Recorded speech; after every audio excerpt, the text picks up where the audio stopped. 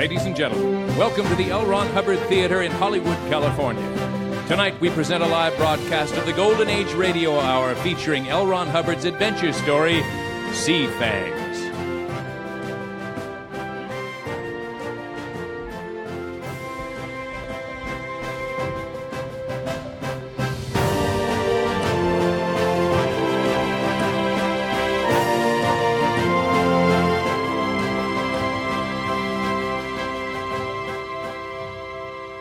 The teeth of the hurricane shook the plunging Bonito from stem to stern, each time dipping the bows, uprooting the gray, hurtling seas. To the captain, huddled in a protected wing of the bridge, the helmsman was a mere waterfront loafer who had signed on in New York. And to the man at the wheel, the captain was a paid servant of fabulously rich people. But together they were two human beings who fought the destruction of the screaming wind, oblivious of the panic-stricken passengers below deck, intent only upon holding out until this blow should pass. Hold her into it, and she's swinging off! He snatched the wheel away from the sailor and tried to pull it over a spoke, but the wheel lashed back once and then spun madly in the opposite direction. The sailor risked bruised hands and stopped it. Get the hell back into the wing. Are you trying to wreck us? Old Herbert Marmion, owner of the Bonito, might know something of the art of making money, but he was certainly short on judging men. Sherman had the papers of a master mariner down in his sea bag, but he was not going to unfold his hand just yet. He had shown Stoddard, the captain, that dropping barometer, had even explained what the hurricane meant down here off the treacherous coast of Venezuela, and Captain Stoddard had told him to finish painting the stack and leave seamanship to someone who understood it. There was something in this flight with the hurricane that avenged all the wrongs the sea had done him in the past 3 years. In reality, of course, the misdeeds lay at the door of Herbert Marmion and a certain outfit of outlaw smugglers and revolutionists who held sway over their small islands a few miles out from the Gulf of Venezuela. The chief officer, a silky man named Hardesty, came out of the passageway and tapped Sherman on the shoulder. Ah, you've had it for an hour. He yelled. He motioned two sailors out of the passage into the wheel. The stewards are all in their bunks. Will you go below and lend a hand? Sherman nodded assent and stooped to enter the open door. Bracing himself against the side of the passageway, he found himself in the main salon and paused for a moment to stare around at the havoc the storm had caused.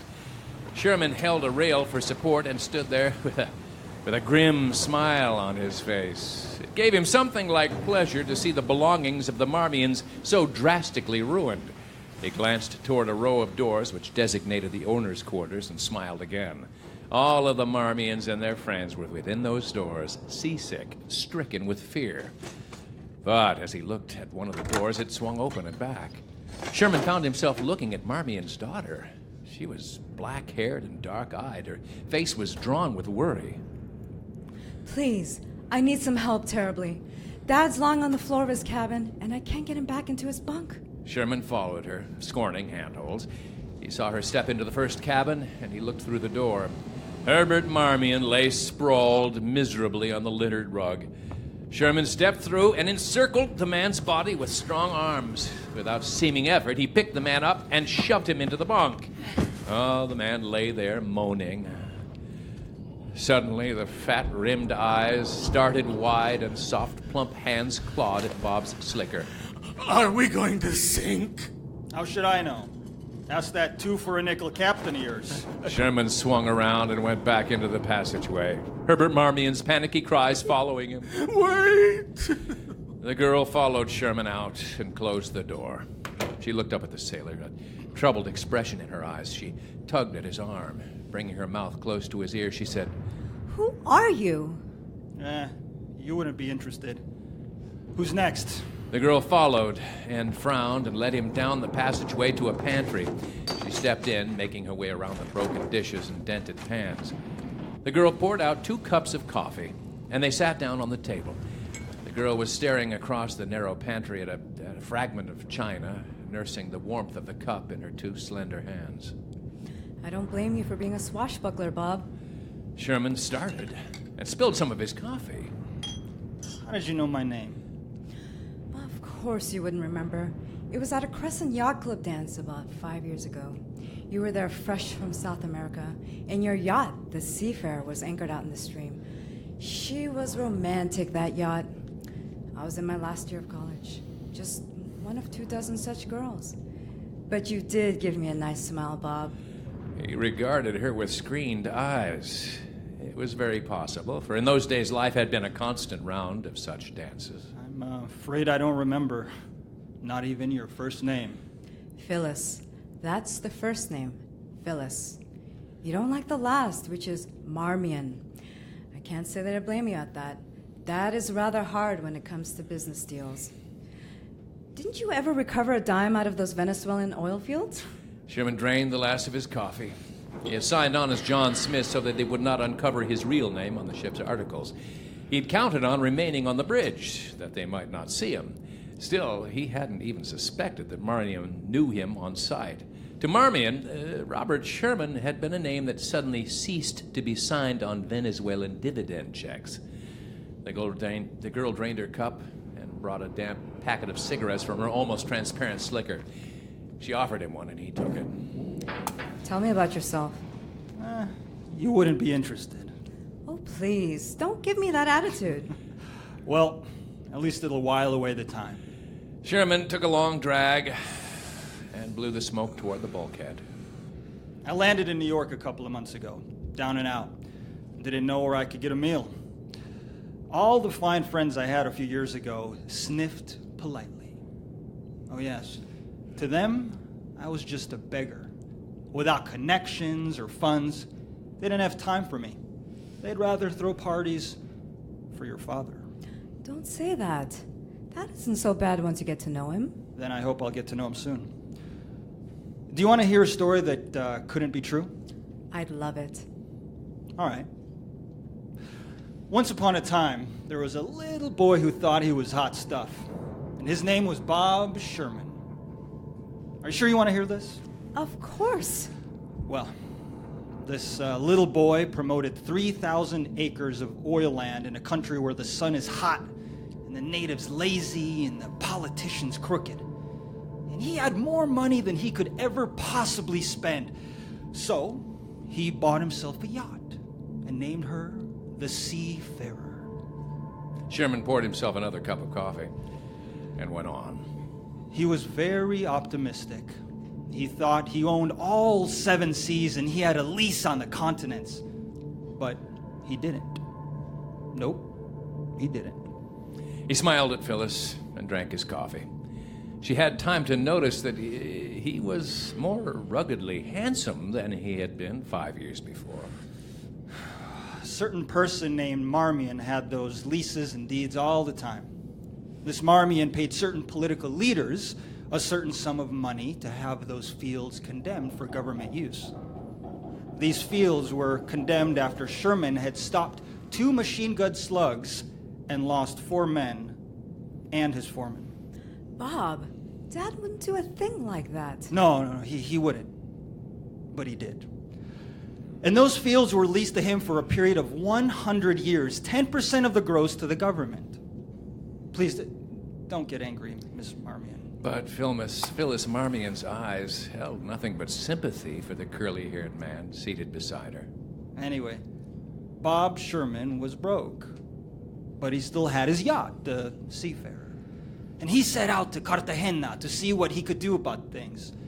Somebody told him that there was a hotbed of revolutionists and smugglers on a small island in the sea of the Gulf of Venezuela. Bob Sherman suddenly conceived a rash idea. He was going to start himself a revolution. Unseat the president of Venezuela and get that oil land back again. So he went out to find the island stronghold. And there he arrived amid a flash of spray. Phyllis waited for a long time for the rest of the story. She watched the steel blue eyes intently. Go on. Don't keep me in suspense. Did you start the revolution? Sherman laughed. No. I'd suddenly lost my lease on the continents. So Sherman sailed into a cove with wide open eyes and talked with some of the ugliest specimens of humanity now extant. They have an old Spanish fort and a town of stucco houses. They've even a couple of field pieces out on the point for a guard. These fellows use revolution to hide their real activities. You might call them pirates. To make a long story brief, they took the seafarer and placed Bob Sherman in a deep and exceedingly dirty dungeon in the fort. Then they made him into a sort of maid of all work. He was there for 18 months. Really? How on earth did you escape? Oh, my pistol was lying handy one day, and I used it on one of the guards. I took a small boat out of the harbor at night and drifted around in the steamer lane until I was picked up. After that, I went to New York and signed on a yacht named the Bonito under the name of John Smith. I intended to find out all I could about that deal by being close to Mr. Marmion. But instead, I met his very attractive daughter. Phyllis smiled. She had forgotten about the hurricane and everything else in the world but Bob Sherman. He got up from the table and looked at the closed pantry door. Phyllis thrust out an impulsive hand. For a moment, he clasped it.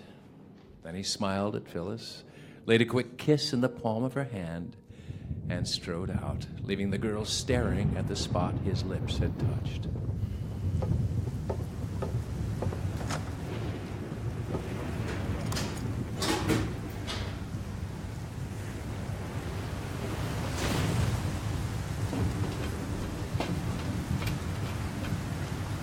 With the roar of the hurricane again in his ears, but feeling somehow better about the world in general, Sherman made his way back to the bridge and the chart room. The chief officer was spilling water on the face of a hydrographic chart. He stared hard at Sherman as he came up to the desk and leaned against it. What the hell are you doing here? Sherman stared down with a steady eye and then pointed to the chart. Are you supposed to be where you've got that blue cross? The chief officer frowned and then nodded. Sherman picked up a blue pencil and made another cross, one much larger than the first. His cross showed their position to be much farther west and only a few miles off the coast of Venezuela. This wind is blowing you backwards at least 10 knots. How do you know? Because I've been in more hurricanes off this coast than you've ever read about. There's a current in here that runs strong to the west when there's a high wind.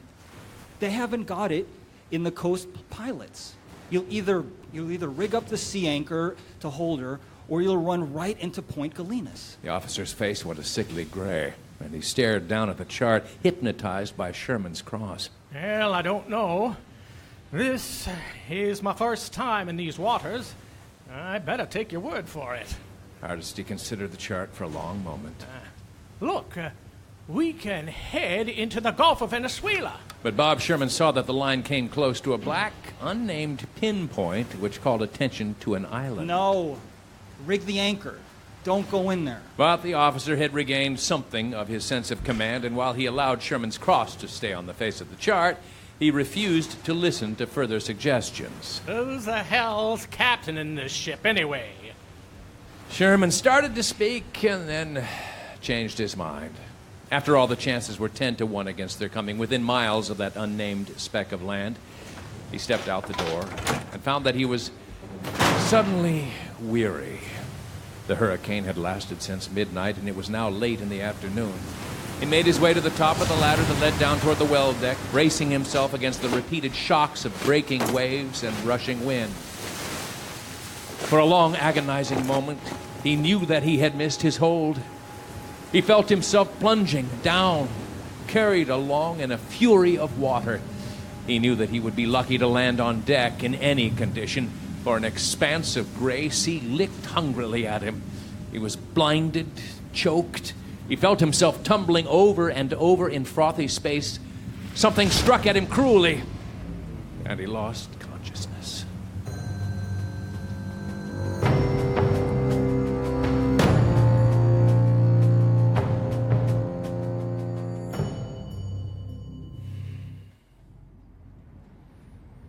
It was night when Bob Sherman found that he was staring up at a stained blue ceiling.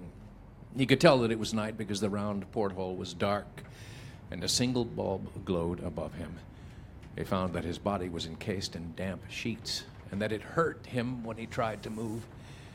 Then he saw that he was not in the bunk where he belonged, and his eyes darted about the room. Phyllis Marmion was seated beside him. Hello, old-timer. He looked at her for a full minute, noting that her face was pale from weariness. I got hurt, didn't I? Why did you bring me in here? Yes, you're hurt. They brought you back from the well deck half drowned.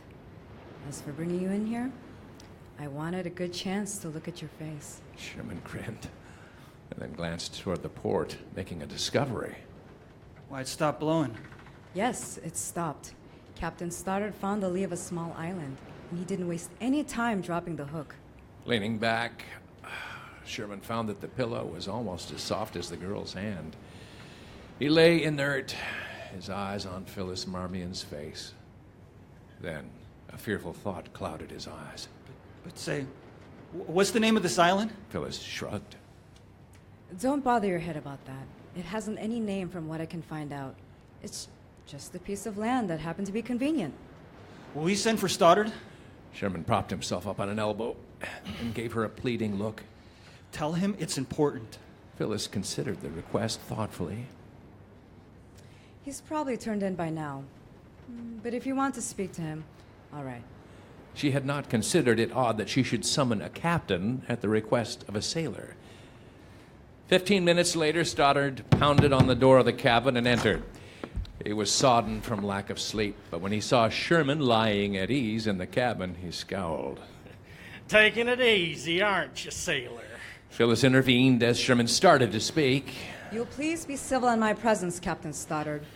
If he had not given you our location, you would have never been able to find this island for protection. Now go ahead, Bob. Bob lost no time. Captain, where does your chart show this island to be?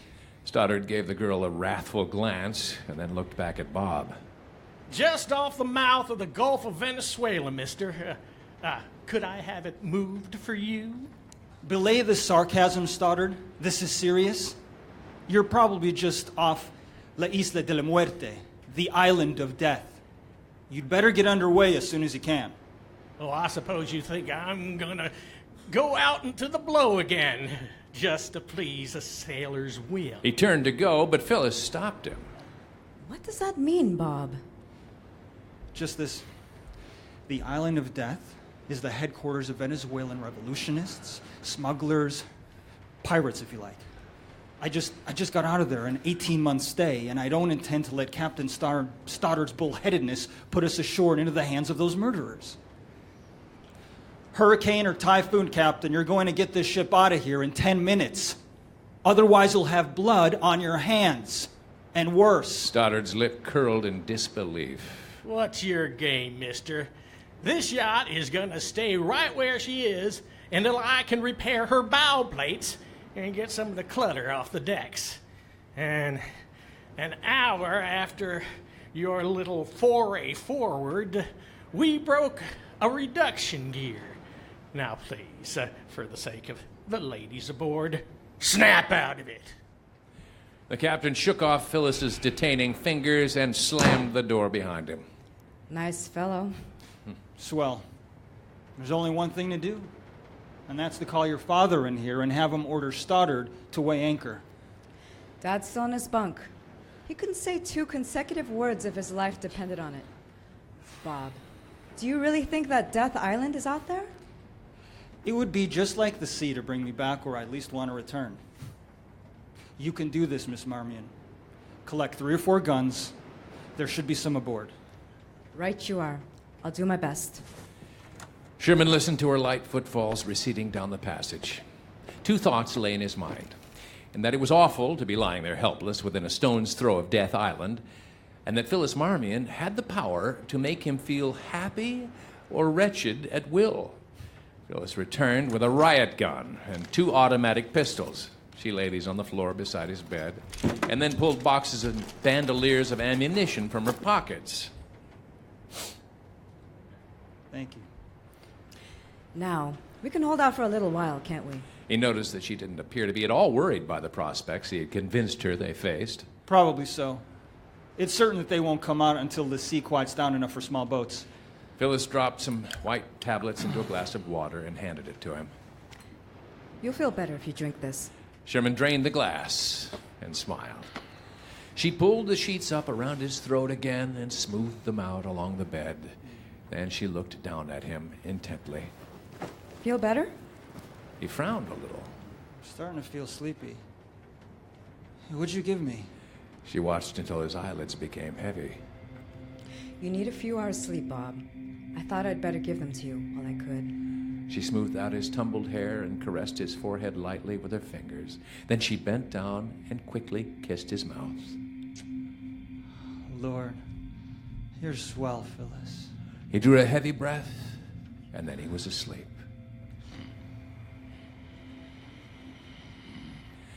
An hour before dawn, he awoke.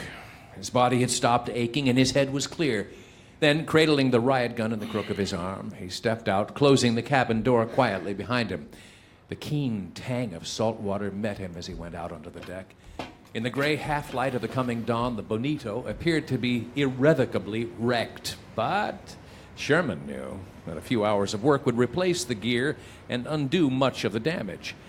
Swinging lazily on her chains, the Bonito was pointed in toward the headland, which loomed spectrally out of the mist. Sherman needed but one glance to know that he was looking at La Isla de la Muerte. Running up to the bridge ladder, he made his way to the captain's cabin. He went in without knocking and found Stoddard sitting on the bunk, still in his slicker. Before he could speak, the captain grinned. With a sneer in his voice, the captain said, Quite easy to get the little Marmon girl, eh, sailor? Rage flamed in Sherman's eyes. Before the captain could make an outcry or even begin to realize what was about to happen to him, he felt himself swung up from the berth, felt himself catapult through the air, and crash against the desk. He lay still. Sherman stood over him, quivering with rage. He knew what he had done, and he knew that it was a court offense to strike down a captain on the high seas. But the captain's insult to Phyllis had been too much. A voice in the open door made Sherman whirl. You're under arrest, sailor. Come with me. If you want me to go with you, step in and take me. The chief blinked and looked at the hard, muscular body before him. He stammered for a moment, feeling for words. The suggestion of battle with a curly-headed man was unnerved him. He slurred Miss Marmion, but that's neither here nor elsewhere. We're about to be attacked from shore. Go round up the crew and get plenty of guns and ammunition. The unnerved chief stared open-mouthed, and then in spite of himself, he jerked his hand up to the peak of his cap. Yes, sir. He disappeared down the passageway, too startled to question the sailor's statement. There were 12 in the crew and 6 in the steward's department. Sherman lined them up on the well deck. Men, the chief tells me that this ship is unable to get underway until captain repairs are made to the engine. 2 men will go below immediately with the chief engineer and try to repair that damage without delay. He pointed to the rifles and pistols the first mate had collected. The rest of you will arm yourselves with these and station yourselves along the rail.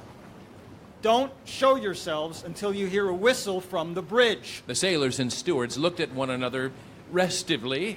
Then they looked back at the tall sailor who commanded them with such assurance.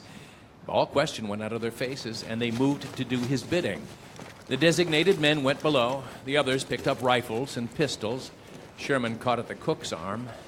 Go aft and make coffee and sandwiches. The chief engineer, a dried-up Scot, approached. Oh, what's the meaning of this? Where's Stoddard? And who's in command around here, anyway? This is irregular, I know. But Stoddard is ill. And that is La Isla de la Muerta off there. I know the place only too well. If you can get that engine patched up in a hurry, we'll be able to get out of danger. But while we're here, attack is imminent. You will please go below and get to work on the gear. The Scot gazed at the steely eyes of the sailor perplexedly. Suddenly he smiled. All right, sir. I'll see what I can do. I'm going aft to see what I can do in the cabins. Sherman swung away abruptly and went up the ladder that led to a passage off the main salon.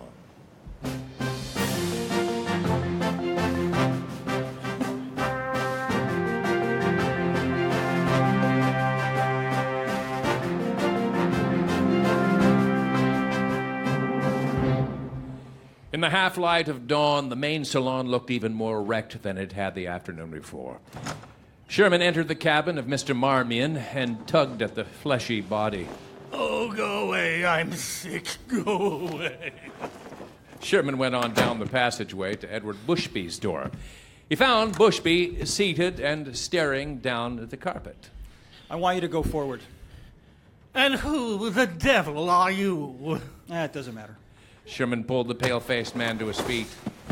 We'll have a fight on our hands in another hour. Get forward. Bushby inched out the door. Mr. Marmion and Captain Stoddard are going to hear about this. Sherman avoided Phyllis's cabin and knew that there was little use in troubling either Mrs. Marmion or her friends. They would find out the truth only too soon.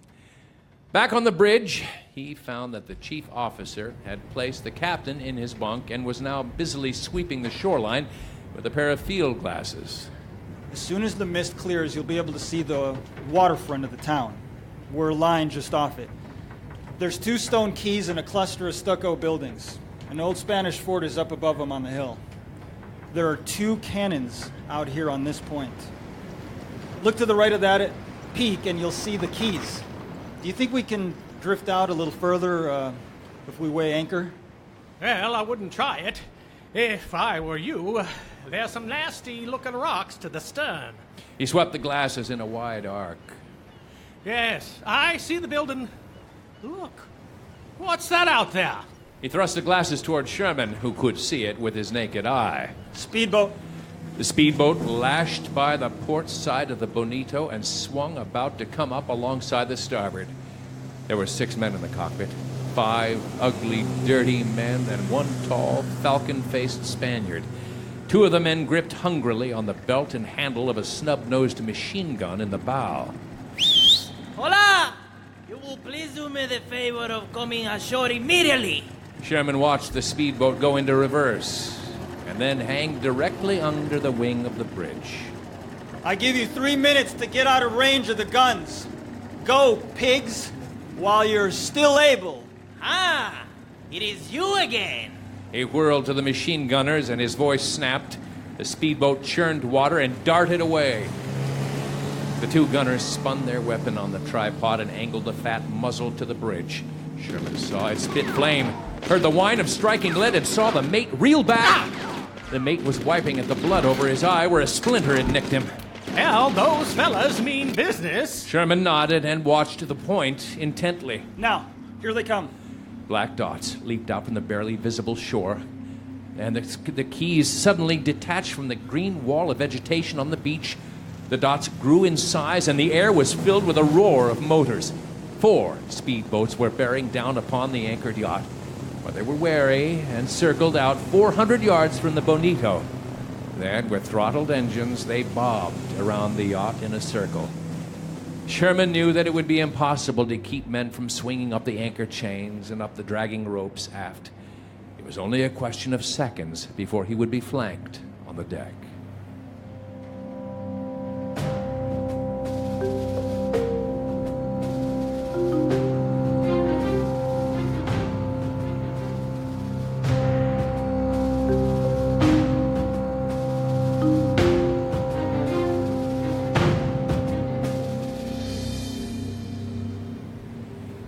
One by one, the crew and passengers were brought to the forward deck and lined up against a bulkhead. Sherman was pinned back by 2 strong natives. Phyllis Marmion stood disdainfully aloof, her black robe wrapped tightly about her. Mr. Marmion clutched at his wife as though for protection. Percy Gilman and Edward Bushby were yanked from where they had hidden, and Captain Stoddard sat with his back against the bulkhead, staring dazedly at the proceedings. The chief engineer and his 2 men made a dark huddle in the shadow of the rail. A burly mestizo appeared. He appeared to be the leader of the Death Island men, for he strode back and forth, cracking out commands and rubbing thick hands together as he gazed at his captives. The leader stepped up to Sherman. You again? Ah, but it will be a pleasure this time, huh? He laughed and jerked a thumb at Phyllis. Yes, a double pleasure. Sherman's answer was flat and calm. She's a nun. The mestizo gave Phyllis a startled glance. and then crossed himself hurriedly. He bowed slightly, his face serious and reverent. What did you tell him? Told him you were a nun, so act the part. Soon they were in the speedboats, whipping into shore. They approached 2 gray stone quays and saw that the town consisted of a crumbling fortress and many yellow and brown houses. It was all an old story to Bob Sherman. He knew their destination and their ultimate fate. This picture of blue and yellow and green would be their prison. Cobblestones were under their feet, and people stood in doorways to jeer at them as they went up the hill to the fort. One by one, those from the Bonito were thrust through the side entrance of the fort. Sherman was last in line, but as his guards thrust him forward, he stopped and deliberately turned around. From his place on the hill, Sherman could see the deserted Bonito listed tiredly at her moorings. Then he saw familiar masts and drew in his breath sharply. The seafarer lay where he had seen her last, anchored far up the curving beach. He turned, and bending his head low to his chest, he entered the fort. Ahead of him, the burly leader stood dimly in the half-light. His arm was holding open a wrought iron door. For old time's sake, you going here, eh? He motioned toward the interior of a dungeon. Remember the happy days you have already spent here, no? Sherman stooped and went through the door, down a familiar stone flight of filthy steps. From the slit of light that came from a small port high on the wall, he could see his own initials carved into the stone wall of the place. The sheer meanness of fate swept up over him. He had escaped once and killed a man to gain his freedom. They would see to it now that nothing like that occurred. Sherman knew that these men of Death Island were past masters in the art of slow torture. He wondered where they had placed Phyllis Marmion. She had been next in line to him, and he reasoned that she might be in the next cell. He wondered if his ruse of calling her a nun would protect her. Surely these Spaniards had a deep reverence for their church. All Spaniards had. He sat up straight and looked along the wall, suddenly remembering an almost forgotten plan of escape conceived nearly 2 years before. He had hoped to find one of the flanking dungeons unlocked, and to this end, he had loosened flat stones in the floor and had tunneled through on each side. The tunnels had each succeeded in effecting an entrance to the other cells, but he had found them securely bolted. Perhaps those old tunnels were still here and intact. Excitedly, he tapped the stones along the wall. Then, somewhat amazed at the thrill of the thought of seeing Phyllis brought, he found the keystone. Pushing at it, he brought the flat stone up and pulled it to one side. Below him gaped that hole he had excavated long ago. Then he dropped down and moved along and felt stone above his head. Pushing his back up against it, he felt it move up and over from its place. His hands were on the floor of the adjacent cell. Phyllis! Hope was vibrant in his whisper. Bob? Phyllis's voice came startled and a little loud. Shh! You'll bring the guards. Are you all right? Hands were fumbling along the wall, coming closer to him. Something touched his rumpled hair and then passed down around his shoulders, aiding him through into the dungeon. Are He you all repeated right? his question. Are you all right? But her head was buried in his shoulder, and muffled sobs took the place of words. In the dark, he could sense her misery. Somehow he felt guilty for bringing her into this. He stroked her hair.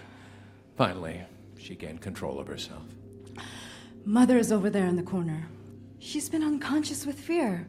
Can't we do anything, Bob? Anything? No, Phyllis. I've tried before. But why are they keeping us here?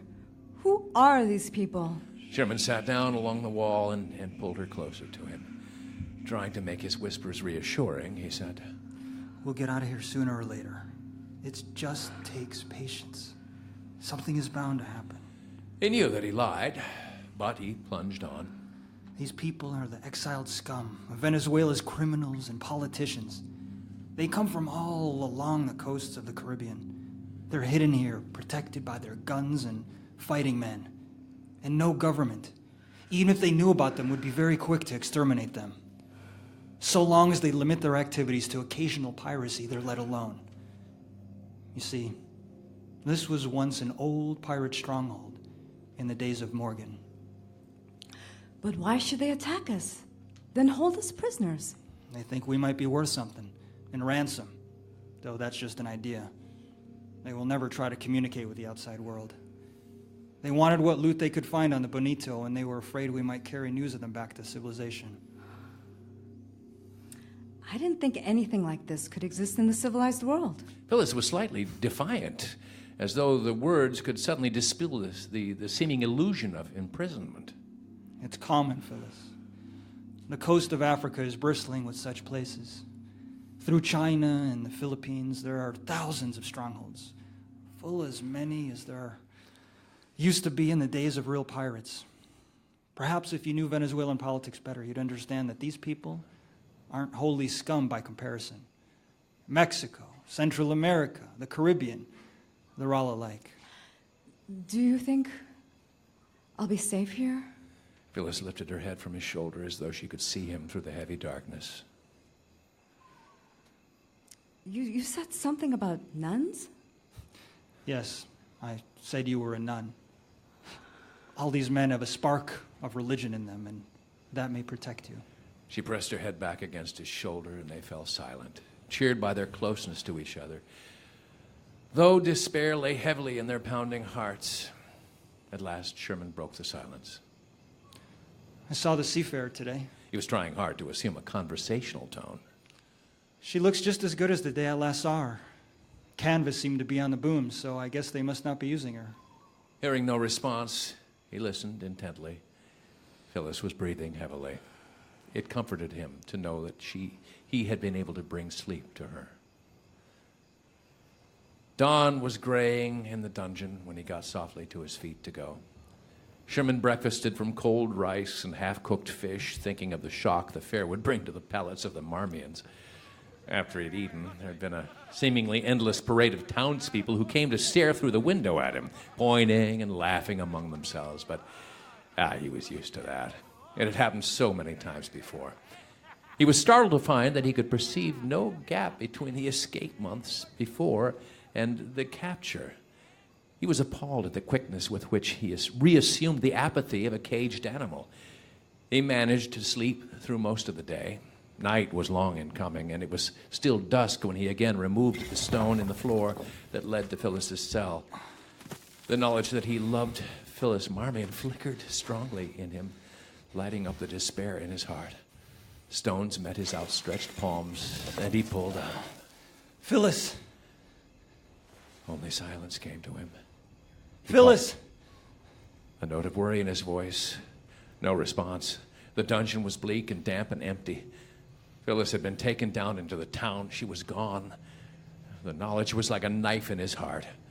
Slowly, he replaced the stone and returned to his own dungeon.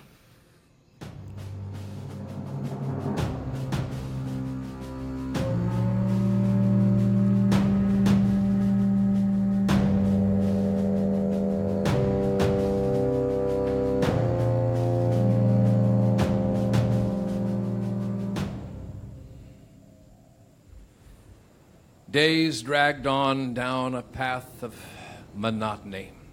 He dreamed constantly and always of Phyllis. Each dream ended in an inevitable nightmare in which he was unable to save her. He had grown tired of keeping the calendar on the wall when one morning his breakfast was interrupted. He had been poking distastefully through cold rice which was heaped on a tin plate when the spoon caught the corner of a note. At the bottom of the page was the word Phyllis. Dearest Bob, I know you have been terribly worried, but up to now I have been powerless to prevent that. Banish all fears for my safety, for I am amply protected by the cloak you gave me that morning aboard the Bonito. I am, to all effects, a nun. Though I knew but little of Catholic religious rites, and though I knew no Spanish at the time, I have managed to bluff it through. My scant knowledge of first aid is in my favor, for I am able to cure their minor sicknesses, though I suspect that it is largely faith in me that does it. I would love to see you as you read this, but that cannot be. I live to the north of the town in a house of my own, and no one troubles me. I am going up the hill now, to bless your rise as it is taken to you. I love you, Bob. Phyllis. Sherman sat staring at that paper for almost an hour. Waves of relief and happiness flooded over him. Phyllis was safe and protected against the scavengers of Death Island. That was all that mattered. He could endure imprisonment, anything, so long as she was safe. Each morning after that, he searched through his rice, but that note was the first and the last. But his next messenger was not calculated to bring ease to his mind. The guard who brought his food into the dungeon behind the cover of an automatic pistol was followed one morning by the burly mestizo who had been in the command of the boarding party on the yacht. He came down the steps and sat on the final one, holding a pistol on Sherman as he did so. So, you think we're going to feed you and keep you comfortable here forever, huh? But you're wrong. Oh, very, very wrong. The people are getting bored. They want amusement. Well, you will be the chief to entertain for them. Tomorrow you will act for us. I merely thought you would be, and I would know that you were about to amuse us. His voice was gloating. Yes, you will entertain us. And with that, he went out, and the door clanged shut behind him. These brutes only knew one amusement, and that was another's torture. They would take him down to the square by the wharf, perhaps tie him to a stake. That they would be lenient, he could not hope. He had killed many of their number and succeeded in escaping once, and now they would revel in the chance to make him pay. Once down on his luck, there seemed no pause until he had hit bottom. First, there had been his trick of Marmions, which had made Sherman wage battle that had terminated in the loss of those valuable oil lands in Venezuela. Next, there had come that crazy hope that he might be able to gain the aid of these scavengers of Death Island in upsetting the government. After that, 18 months of imprisonment and grueling labor underneath a spinning sun. The fight and the escape, leaving his beloved seafarer behind him. What had ever possessed him to think that he stood a chance of outwitting Marmion by joining the Bonito in the guise of a sailor? The only bright spot in the whole chain of circumstances was the knowledge that he had met Phyllis Marmion. He wondered if she would be there to watch his execution. He hoped not. His thoughts were stilled by a dull thump made by a heavy object dropping on the floor of his dungeon.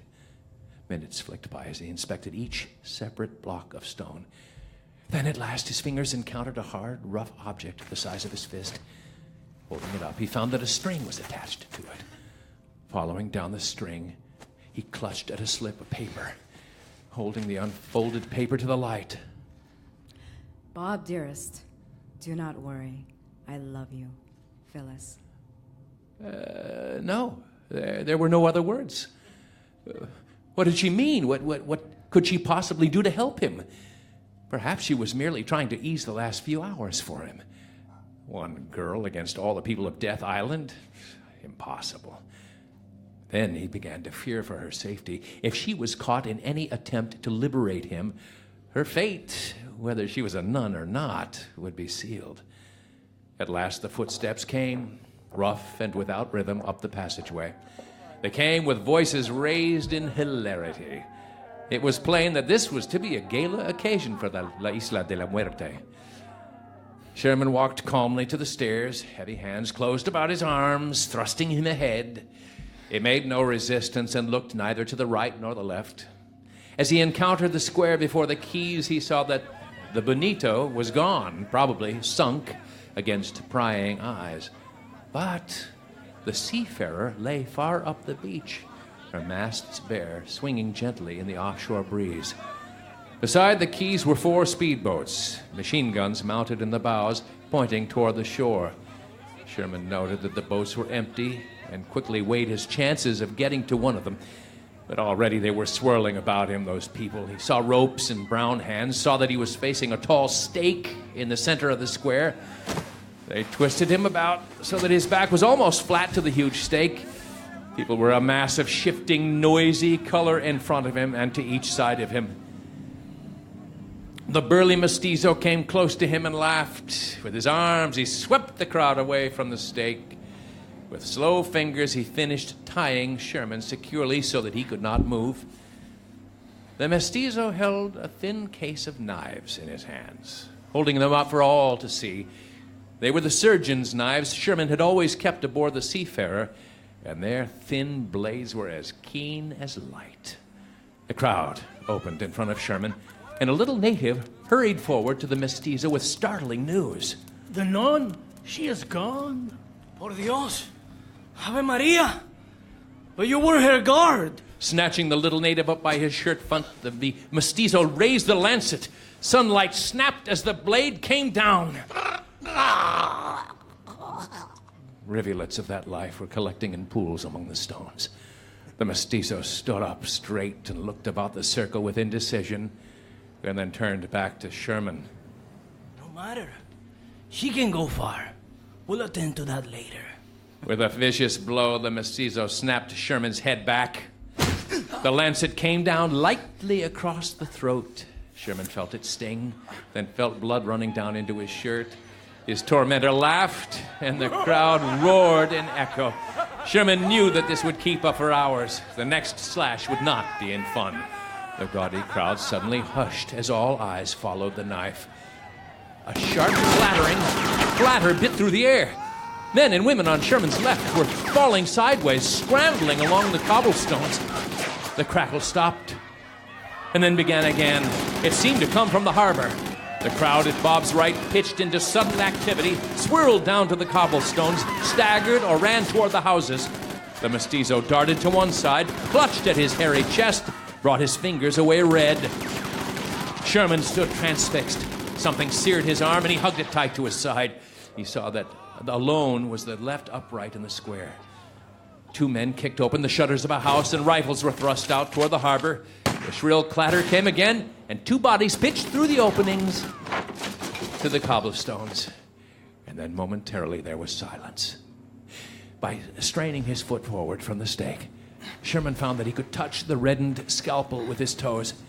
With a wrench, he snatched it down to the lancet, felt its keen blade bite into his fingers. It was only a moment's work to twist the lancet about until it cut the rope. The hemp slithered away from him. He broke away from the post and hesitated an instant, looking toward the quays. One of the speedboats, which lay closest to the square, had its machine gun leveled in the bows. A ray of sunlight fell on a thick mass of black hair. A white arm shot up from the thwarts, waving to him to come on. With a glad cry, Sherman sprinted across the 50 feet of cobblestones that intervened. Phyllis! He was beside the boat. Get down! They'll start shooting any second. Her eyes flamed with excitement. Lordy, Bob, I thought this thing would never start shooting. It was all I could do to get it loaded. Sherman grinned. Less than a minute later, the boat's engine roared a line.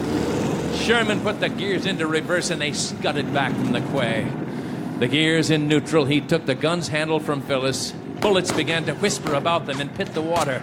That's good enough. Let's head for the Seafarer. The speedboat spun about and rushed along the beach, slashing a wide streak along the face of the water.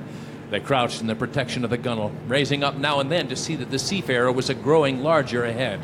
She's all set. I swam out last night. Sherman placed his mouth close to her ear. How did you think of this? She pointed to a tangle of canvas under the thwarts. Hid under that since dawn. Worried to death for fear I wouldn't be able to load and fire this machine gun. He jerked up straight and spun the wheel.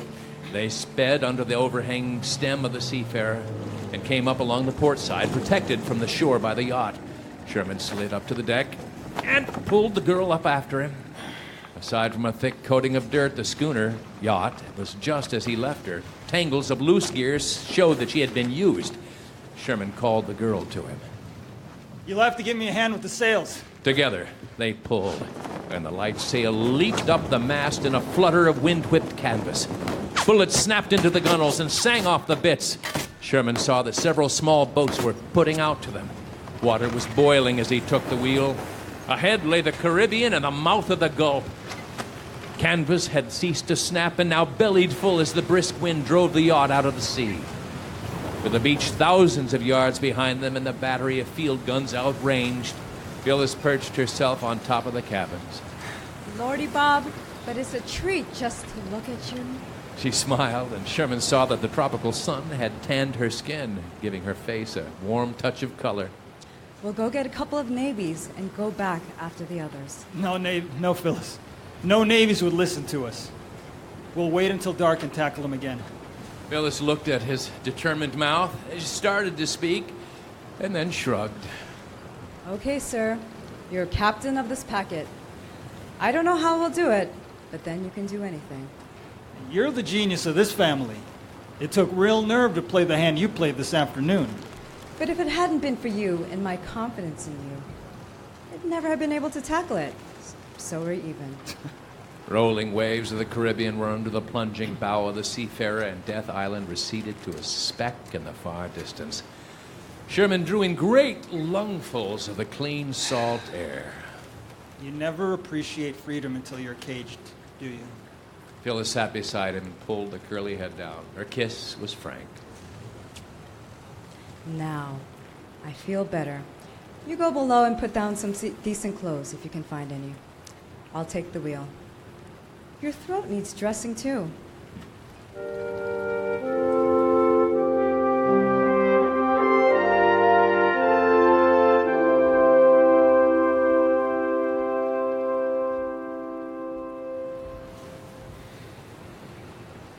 He swung back up into the companionway and strode to Phyllis, who was at the wheel. He brought her close to him and kissed her. He grinned and straightened the Seafarer out on her course.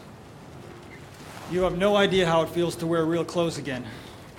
Now, tell me all about your experiences. Nothing much to tell. I just bluffed my way through as a servant of the church. I hope the church won't cast me out when it hears about it. They brought everything and anything to me to cure. And after I learned how to speak their Spanish, they brought all their confessions. If it weren't so risky, we could go back and blackmail the island to death. Well, seems to me, Phyllis, you did your best to bring about its death this afternoon with that machine gun. He jerked his thumb toward the speedboat they had in tow. I'll wager you down no less than 50 of the brutes. Phyllis shuddered. Please, let's not talk about it. I hate to think that I really killed men. Looks like we're going to have a squall. Sherman looked up at the fleeting black clouds. That ought to simplify things a little. At least something is in our favor. You take the wheel, Phyllis. I'm going below to see if the auxiliary engine is in working order. We'll need it to get back to Death Island tonight. Phyllis saluted. Aye, Captain. And a half hour later, Sherman came back aft. There's plenty of gas in her. They must have gotten it off the Bonito. I'll let her run for a while, just to make sure. Phyllis pulled a handkerchief from her pocket and wiped a smudge from his nose. There. Now you're all clean again. Listen, Bob. Even if we do get the rest of them out there alive, and ourselves included, how is this going to help out that oil deal of yours in Venezuela? We'll worry about that later. He took the wheel away from her. Now we'll head back to Death Island. With the darkness came a rush of rain and wind, and the blackness lay so heavy about them that they could establish the position of Death Island only by the lights of the town shimmering now and then through the driving rain. It was not until they sighted the first lights of the town that they fully realized the danger of their return. Guards would be out, patrolling the beaches and quays, and guns would not withhold their fire. While an element of surprise was in their favor, it was one thing to land on Death Island, quite another to liberate 10 people from a fortress. They stood close together at the wheel, while the wind shrieked through the rigging above them. Where's your mother? Probably back in the fort by this time. She stayed with me in the hut. In the half-light of the binnacle, Sherman saw that the girl's face was strained. Suddenly, she clutched at him. Oh, Bob. Can we turn around and sail away? We can get somebody else to come back and get them. I'm so afraid that something terrible will happen again. He held her close to him, feeling the black hair whip damply against his face. Don't worry. Luck's turned in our favor now. I think I can do it easily enough. He went forward.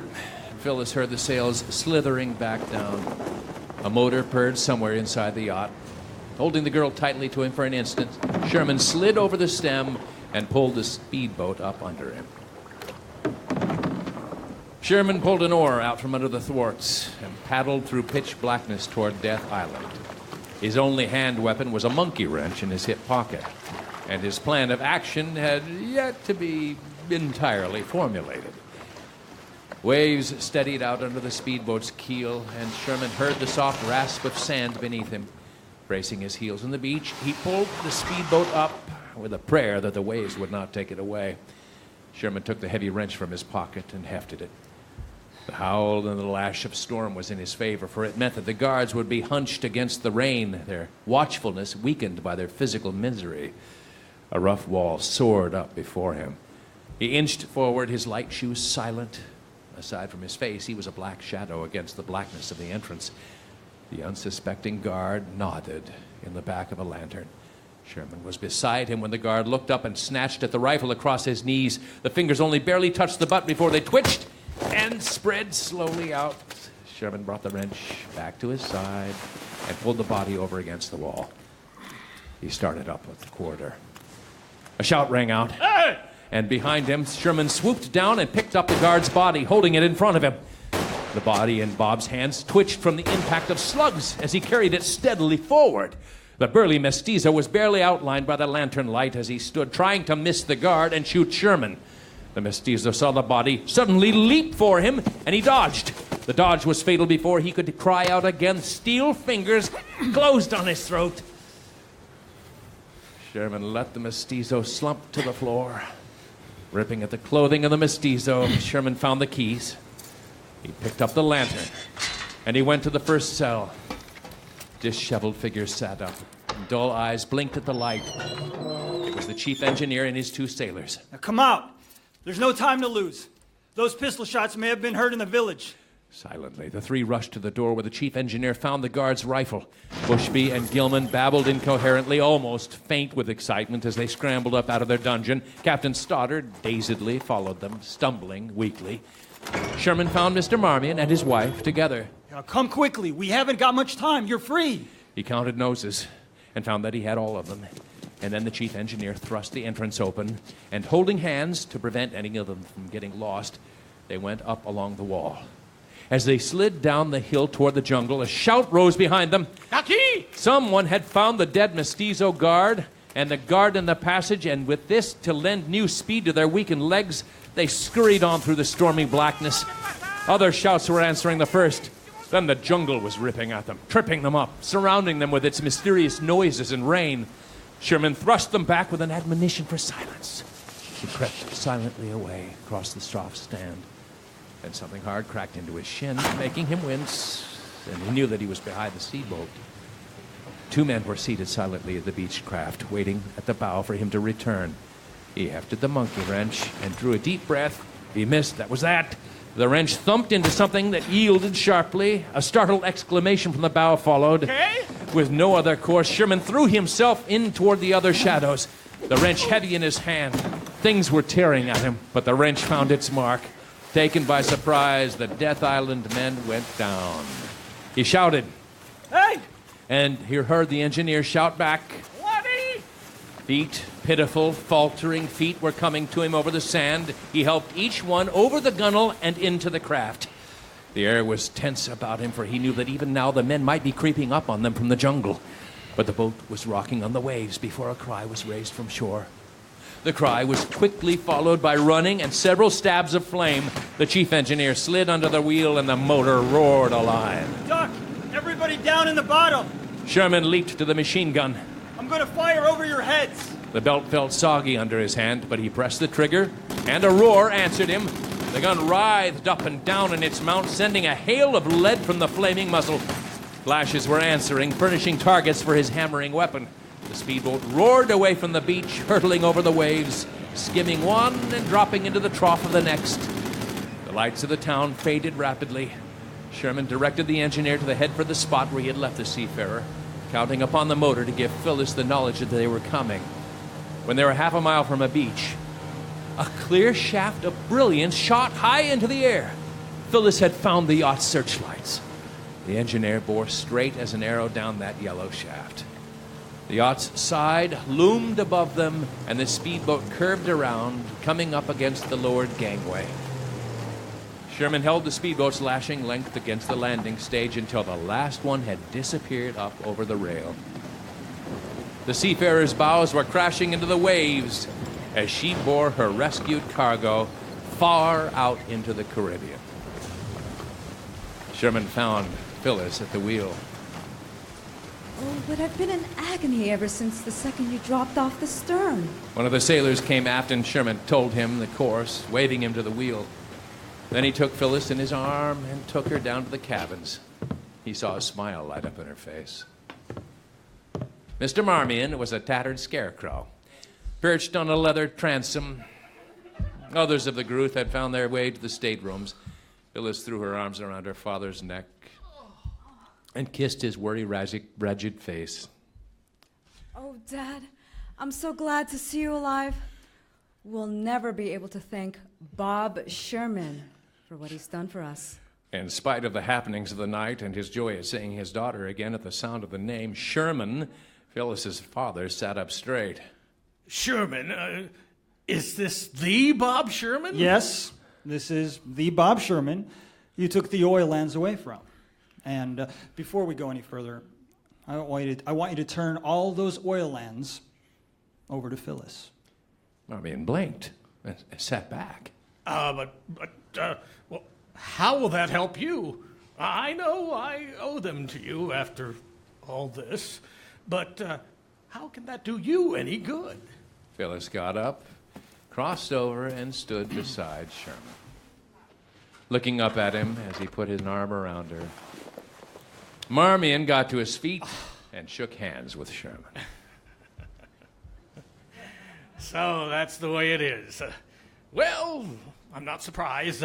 Looks as though I'll lose both oil lands and Phyllis. Do you mind, Dad? Well, no. Not in these circumstances. It's a sort of poetic justice. He isn't so bad, is he, Bob? Well, being your father, do you love me, Phyllis? Oh, please. Do you have to ask?